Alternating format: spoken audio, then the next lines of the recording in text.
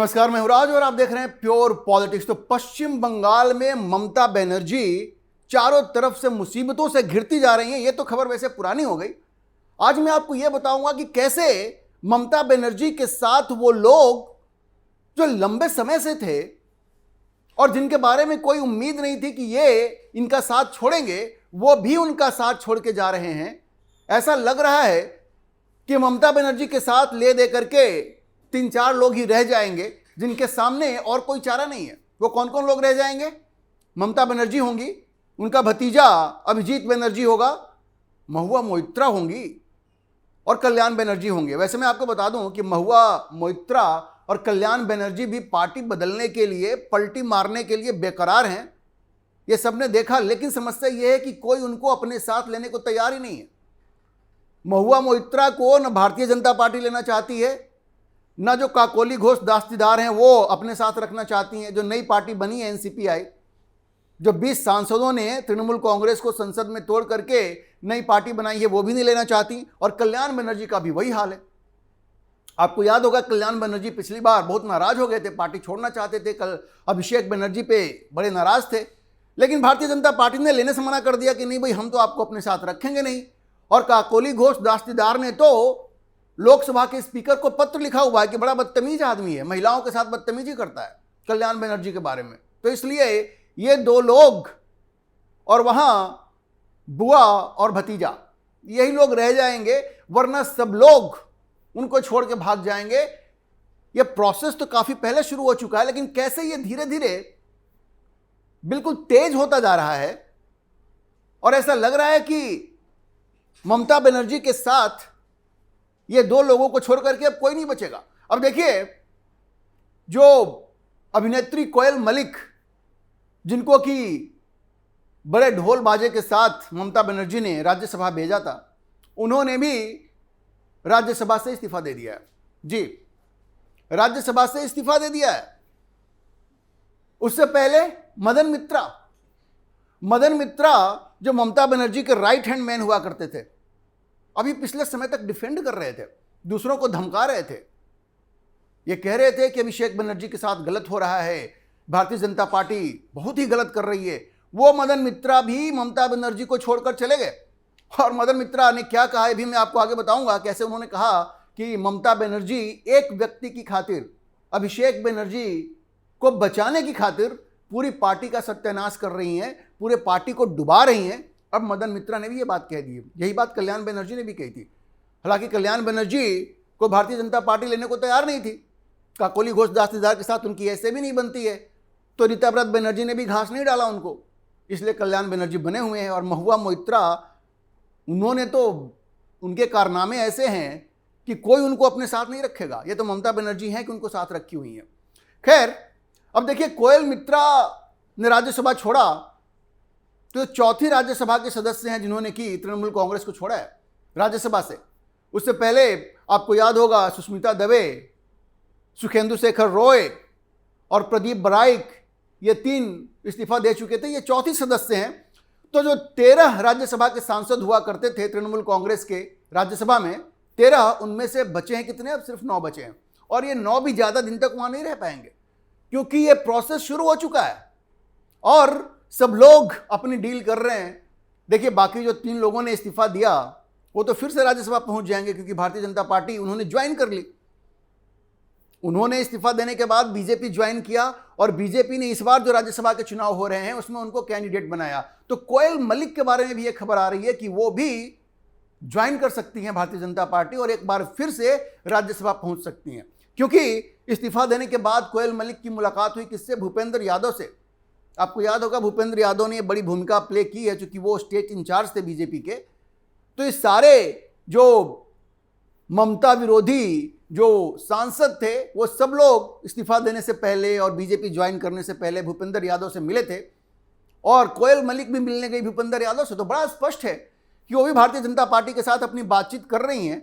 और इसमें कोई आश्चर्य की बात नहीं होगी अगर वो भी भारतीय जनता पार्टी ज्वाइन कर लेंगी और एक बार फिर से संसद में राज्यसभा की सदस्य बन जाएंगी। वैसे उनको राज्यसभा तो अभी 6 अप्रैल को ही भेजा था। यह जो 2026 का जो असेंबली इलेक्शन हुआ था उसके ठीक पहले 6 अप्रैल को उन्होंने ओथ लिया था। मतलब ये समझिए, जो लोग कहते हैं ना कि सत्ता की खातिर लोग बने रहते हैं हर अपमान का घूंट पी करके, लेकिन अब उसके लिए भी लोग तैयार नहीं है। अभी 2026 में जब वो संसद में गई तो समझिए कि राज्यसभा का कार्यकाल होता है 6 साल का, मतलब 2032 तक वो आसानी से राज्यसभा का सदस्य बन सकती थी, उनको पार्टी छोड़ने की कोई जरूरत नहीं थी। लेकिन ममता बनर्जी और अभिषेक बनर्जी ने पार्टी में इस तरह की दादागिरी दिखाई, वहां का माहौल इतना खराब किया कि कोई भी स्वाभिमानी व्यक्ति अब तृणमूल कांग्रेस में नहीं रहना चाहता। वो अभिषेक बनर्जी के सामने सरेंडर नहीं करना चाहता। और ममता बनर्जी को यह बात समझ में नहीं आ रही है। एक व्यक्ति के खातिर वो धृतराष्ट्र बन गई हैं और एक व्यक्ति की वजह से पूरी पार्टी बर्बाद हो रही है और ये सब लोग उनको छोड़ के जा रहे हैं। अच्छा, कोयल मलिक का केस बिल्कुल अलग ही है। जैसा मैंने कहा, 6 अप्रैल को उन्होंने शपथ लिया था और शायद वो पहली ऐसी सदस्य हैं राज्यसभा की जिन्होंने कि एक भी सेशन पार्लियामेंट का अटेंड नहीं किया। जी, अभी जून तक तो वो अमेरिका में थी। तो अब ये क्यों गई छोड़ करके, सोचिए कितना दबाव होगा उनके ऊपर, और वो भी इतनी नई सदस्य कितनी घुटन महसूस कर रही होंगी। तो आप समझिए कि ममता बनर्जी की क्या स्थिति है। अब देखिए, जो मदन मित्रा थे उन्होंने कहा कि भाई मैंने ममता बनर्जी को समझाया कि आप अभिषेक बनर्जी को कुछ समय के लिए पार्टी से अलग कर दीजिए, 6 महीने के लिए, साल भर के लिए, और उसके बाद हमें पार्टी को बनाने दीजिए, क्योंकि पार्टी में बड़ा रोष है। भाई अभिषेक बनर्जी को लेकर के बड़ा गुस्सा है, बंगाल की आम जनता में तो है ही, इसीलिए अभिजीत बनर्जी के ऊपर वो अंडों से हमला हुआ था।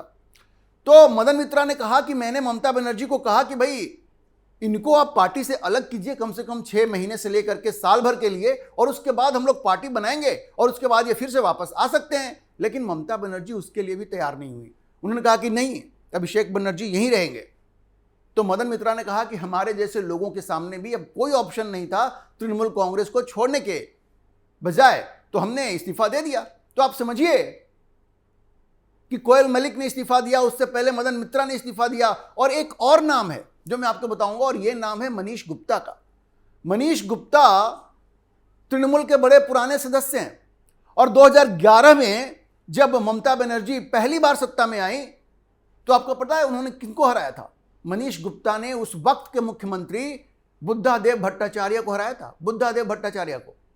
और उस मनीष गुप्ता ने अब यह कहा है कि भाई एक तो पार्टी हमारी कोई सुध नहीं ले रही है, उनकी उम्र भी हो गई है, लेकिन उन्होंने कहा कि पार्टी में जो कुछ चल रहा है उससे मैं बिल्कुल दुखी हूं और इसलिए मैं पार्टी छोड़ रहा हूं।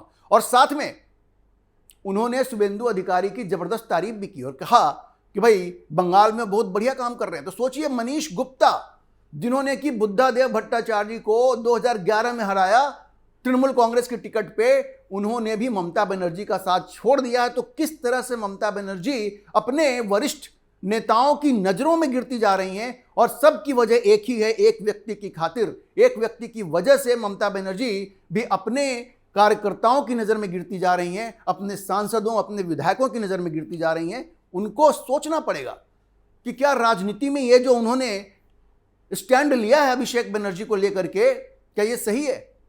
अब देखिए, 21 जुलाई को तृणमूल कांग्रेस शहीद दिवस मनाती है। वैसे ये शहीद दिवस मूल रूप से कांग्रेस का कार्यक्रम था, क्योंकि वो 90 के दशक में कांग्रेस के कुछ लोग शहीद हो गए थे एक धरने प्रदर्शन में, तो उसकी याद में कांग्रेस शहीद दिवस मनाती थी। अब ममता बनर्जी भी तो कांग्रेस से ही आई हैं, तो इन्होंने तृणमूल कांग्रेस बनाने के बाद भी इस परंपरा को जीवित रखा। अच्छा, यही बात है, ममता बनर्जी कहती हैं कि जो लोग छोड़ के जा रहे हैं वो गद्दार हैं, तो लोग ये पूछते हैं कि आपने भी तो कांग्रेस छोड़ा था, तो आप भी तो गद्दार हुई ना। खैर, वो एक अलग बहस है। लेकिन 21 जुलाई को ये जो इस बार शहीद दिवस आ रहा है, ममता बनर्जी ने कहा, ये कोयल मलिक जब गई, कि भाई जिन लोगों को भी पार्टी छोड़ के जाना है वो चले जाएं 21 जुलाई से पहले, हम नहीं चाहते कि कोई लोग हमारे साथ रहें। तो इस पे जो लीडर ऑफ अपोजिशन अब बने हैं तृणमूल कांग्रेस को छोड़ करके, जिन्होंने अलग पार्टी बनाई, अलग ग्रुप बनाया, रीताव्रत बनर्जी, उन्होंने कहा कि ममता बनर्जी क्या बात कर रही है, बड़ा मजाक उड़ाया ममता बनर्जी का, और कहा कि अगर सब लोगों को वो कह रही हैं कि 21 जुलाई के पहले छोड़ के चले जाओ तो बचेगा कौन? अगर ऐसा हो गया तो ये तो बस बुआ बच जाएंगी, भतीजा बच जाएंगे, और 5-6 जो मैनेजिंग डायरेक्टर्स हैं उनका कहना है कि तो पारिवारिक कंपनी बन गई है ना। जाहिर है, यह वंशवाद का जो जहर कांग्रेस ने शुरू किया था, वंशवाद का जो वृक्ष कांग्रेस ने लगाया था, वही तो इन सारी पार्टियों में है। ममता बनर्जी भी अब वंशवाद पर उतर गई हैं और इसी की वजह से उनकी ये दुर्गति हो रही है। तो ऋतव्रत बनर्जी ने कहा कि ये जो ममता कह रही हैं कि 21 जुलाई से पहले सब लोग छोड़ के चले जाएं, तो अगर सब लोग छोड़ के चले जाते हैं तो कौन बचेगा? बुआ, भतीजा और 5-6 मैनेजिंग डायरेक्टर्स, यही तो बचेंगे ना। अच्छा देखिए, इस बीच खबर यह है कि शुवेंदु अधिकारी जिस तरह से मुख्यमंत्री बनने के बाद बंगाल को लीड कर रहे हैं वो वाकई काबिले तारीफ है, वाकई काबिले तारीफ है। देखिए, एक तो उन्होंने लॉ एंड ऑर्डर पे इस तरह से काम किया है, जिस तरह से कानून और व्यवस्था को बहाल किया है। आप एक पैरेलल देख सकते हैं योगी आदित्यनाथ के साथ। जब योगी आदित्यनाथ ने उत्तर प्रदेश की सत्ता संभाली थी तो कानून व्यवस्था की स्थिति बिल्कुल लचर थी। सबसे पहले योगी ने उसको ठीक किया और देखिए वो यही उनकी पहचान बन गई, योगी आदित्यनाथ की वही पहचान बन गई। वैसे उनके अचीवमेंट्स की बात की जाए योगी आदित्यनाथ की तो लंबी लिस्ट है, लेकिन एक चीज जो उनके विरोधी भी स्वीकार करते हैं कि उत्तर प्रदेश की जनता पे जिसने जादू किया वो था कानून और व्यवस्था, जिसको कि योगी आदित्यनाथ ने बिल्कुल चुस्त दुरुस्त कर दिया। वही चीज शुवेंदु अधिकारी बंगाल में कर रहे हैं। वरना बंगाल में जो गुंडागर्दी चल रही थी तृणमूल कांग्रेस के नेताओं की, इनके कॉरपोरेटरों की, ब्लॉक लेवल का भी जो कार्यकर्ता वो भी गुंडागर्दी कर रहा था, वो भी वसूली कर रहा था। सिंडिकेट राज चल रहा है, वसूली का धंधा चल रहा है। सड़क पे किसी ने भी बैरियर लगा दिया, पैसे वसूलना शुरू कर दिया। अजीबोगरीब स्थिति थी। शुवेंदु अधिकारी ने आते ही उसको ठीक किया है और वो सबसे बड़ी उपलब्धि है। और ये जो मुस्लिम तुष्टीकरण जो ममता बनर्जी की खास पहचान बन गई थी, तुष्टीकरण ही नहीं, ये जिहादियों की गुंडागर्दी, ये जो ममता बनर्जी ने जो शुरू करवाई थी उस पर जो अंकुश लगाया है शुवेंदु अधिकारी ने, और वो इस चीज को करने के लिए सबसे सही व्यक्ति हैं क्योंकि वो तृणमूल कांग्रेस के सदस्य रहे हैं। सदस्य क्या, वो तो राइट हैंड मैन हुआ करते थे। उनको नस नस पता है ममता बनर्जी की गुंडागर्दी का, तो वो सबको ठीक कर रहे हैं। इसके अलावा ताजा खबर यह है कि उन्होंने ममता बनर्जी का मजाक उड़ाया है कि आपने बंगाल से बाहर के जो लोग थे, जो उत्तर प्रदेश, बिहार, गुजरात, ये जो लोग थे, इनको बाहरी और बंगाली कह के आपने जो मजाक उड़ाया, आज देखिए कि वो लोग किस तरह का करिश्मा बंगाल में कर रहे हैं।